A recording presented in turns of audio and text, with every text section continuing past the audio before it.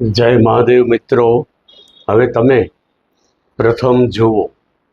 હવે હું તમને બતાવું છું. આ ગુરુનો પહાડ છે, આ આયુષ્ય રેખા છે, આ મસ્તક રેખા છે. એક રેખા આવી રીતે આયુષ્ય રેખામાંથી ગુરુના પહાડ ઉપર આવતી હોય. આવી રીતે આવા લોકો પ્રબળ મહત્વાકાંક્ષી હોય છે, જીવનમાં કાંઈક કરી બતાડવાની તમન્ના વાળા હોય છે, પણ તેઓની ભાગ્યરેખા અને બુધ રેખા ઉપર આધાર રાખે છે.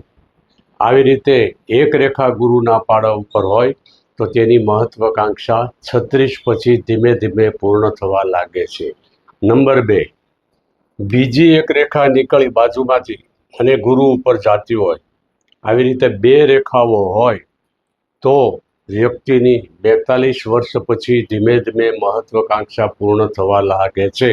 તેમાં કોઈ બેમત નથી, પણ ધીમે ધીમે પ્રગતિ થાય છે.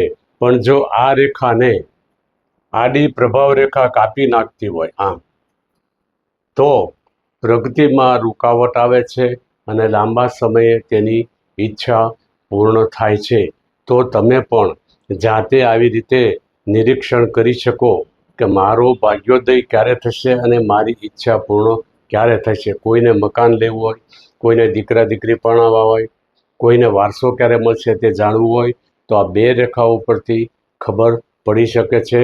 હંમેશા હસ્તરેખા ઉપરથી માર્ગદર્શન લેવાનો આગ્રહ રાખો. જય મહાદેવ.